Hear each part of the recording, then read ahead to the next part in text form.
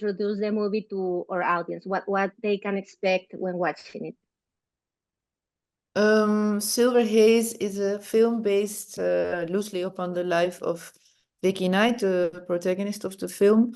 It's a story about the first big love, and it's also a story about finding a family when your own family is not much used to you at that moment.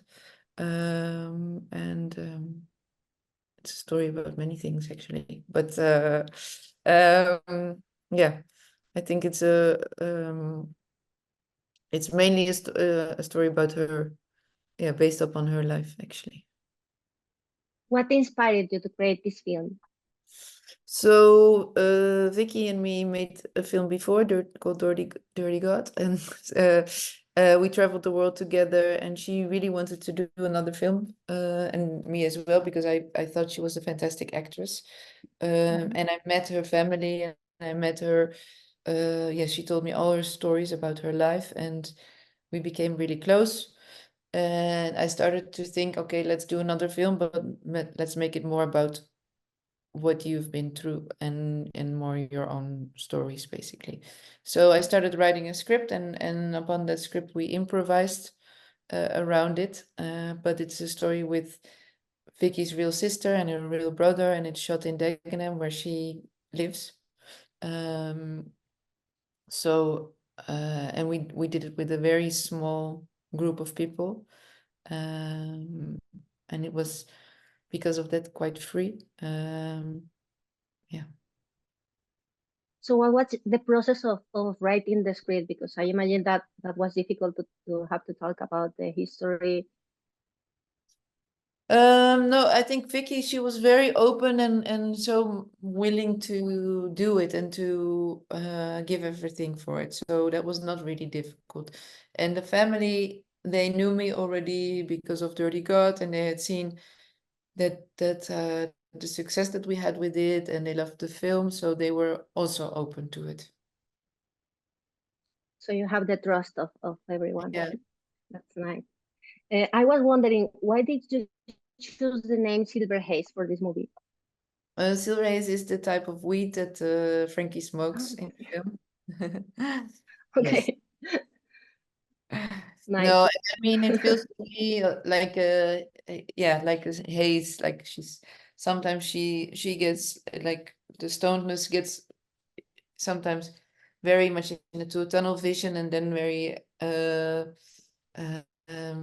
in love, and then it goes into like a roller coaster in a way. And I felt that I really wanted to make the film like that, and more floating. I had a feeling that the previous film was much more like plot driven, and I didn't want that. I wanted to make something really honest. I was wondering because you just say that there were a lot of scenes that were improvised. Uh, what did you wanted to achieve by giving that freedom to the actors? Is it because you wanted to be more honest? What was your Yes, I mean it's funny. In the end, I thought it was much more improvised than it actually is. Mhm. Funny enough, but because I know we played a lot around with it, but I was sending the actual script to somebody the other day, and I thought maybe it's not at all the same, but it is actually very much the same. So that's funny in a way, but there is, so we played a lot around it basically. But I think what is in the film is actually a lot of it is the script. nice? And talking about trust and how Vicky trusts in you and your process, I imagine that having chosen someone like Vicky that has an experience so similar to what her character goes through in the movie, there were a lot of scenes that were difficult to record. And I was wondering, how do you prepare to deal with something like that? And what was your experience in the set working on that difficult scenes? Well, I mean, I think when we did Dirty God, it was more difficult in that sense that we really had Mhm. to build a relationship and we didn't know each other. And I do think, like, for me, it's important that you cannot fail and you cannot, we are all there and we are all trying out stuff, and sometimes it works and sometimes it doesn't work, but there's no wrong. You cannot never do it wrong. And I think it's important to feel safe in that sense. Yeah. Nice.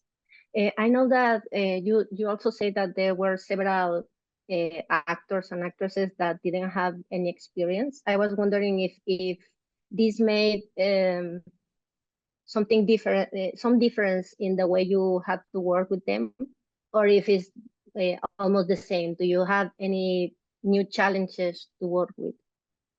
I think it's always like all actors always ask something different in a way, and you have to Mhm. find out how they work and what they want and how you can help them and guide them. In this sense, that's not much difference than with non-schooled actors. In this sense, there was of course Archie who plays Jack and who was autistic, and I had to find out that I have to be very precise in my words and that I'm Mhm. copy with words, and I had to be much more precise because he did actually exactly what I told him to do. So when I asked him to cut mushrooms a bit higher, and I meant to put the knife a bit higher, but he was cutting up mushrooms in the air then. So it's like you have to be very precise in what you're Specific. saying. Then I think with non-schooled actors, it gives a lot of, it's very vulnerable, and you have to Mhm. be there for them also after the film, I think, and that's important because you cannot work with them and then just say okay, bye now. Yeah. So it gives a responsibility. Nice. And talking a little bit about Frankie, she's a queer character, but the film is not about her sexuality. That's something that I like it a lot because that's just one aspect of who she is. So why did you decide that Frankie should be a queer character, a lesbian? It was very simple because Vicky herself is queer, so it was not a question for me in this Mhm. film whether she Mhm. uh, should be or not should be. It was very clear from the beginning. Okay, it was just to reflect her experience. Yes, and I mean, yeah, it's just her yeah, this is who she is, and Frankie is not exactly Vicky, but she's based upon her. So it was not a question for me to, I mean, it would be very Mhm. strange to make her straight all of a sudden. Okay. And oh, in queer culture, we are very familiar with the term found family. And I love Yeah. seeing that part of queer culture represented on the movie. So I was Mm. wondering what led you to include that aspect on the script.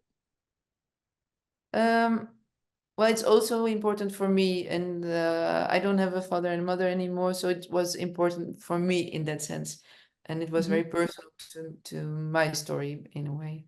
Um, so that's what led me to that. Nice.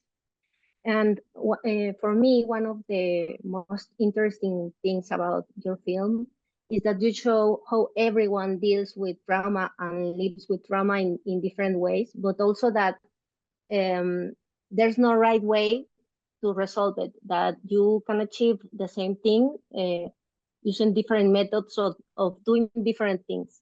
So I was wondering, what was your vision when you were creating these storylines?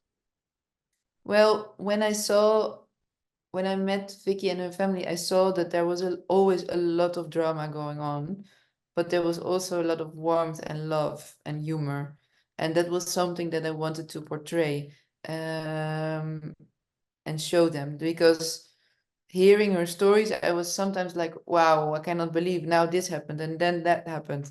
And it's always the case. And it is also part of the environment I think she lives in, that people have their heart on their tongue and they are very loud mouth. And Vicky or Frankie in the film is a fighter, very much a fighter. And her love story with Florence is, I think, that Florence has given up already in the film, and Vicky is yeah, the contrary. She's fighting through life and for her life. So that's, I think, why their love cannot happen in a way. Yes. Mm. And in the field, you touch a lot of themes. You address issues really important like poverty, depression, homophobia. But despite of all of that, I was surprised because the film has a very hopeful tone. And so I was wondering, what message would you like that people take away when they watch this movie? Yeah, I find message always very strong word. So I don't know about a message. I mean, I always hope that people feel comforted by a Mhm. film, and that you find something that makes you, yeah, that warms your heart and makes you feel less alone, and makes you feel understood. So that's only what I can hope that audiences get from it. And where they find that, I don't know. Like, it can be yeah, in many different ways. I think the film says in the end, like what Alice tells Vicky, Frankie, that she is yeah, that she should let go of her anger because Mhm. that's a hard way to live, basically. So I think that that's what she takes from it. Mhm. um, but I'm not saying, oh yeah, the audience should take that necessarily from it. Yeah, well, that's hard, no? You do it in one way and everyone take it on their Yeah. own. So last, are you working in any other project that you want to share with us, that you want us to know about? Yeah, I am writing a horror film now, but it's not. Nice. I'm finishing now, so it will take some time before it's finished. You're going to change the genre a lot, no? It's no, because I do TV shows and then I do action or period piece, so it got me interested in more genre way of telling a story. But Nice. yeah, yeah. Well, thanks a lot for your time. It was a Thank really you, nice movie. I like it a lot. thank you so much. Thank you.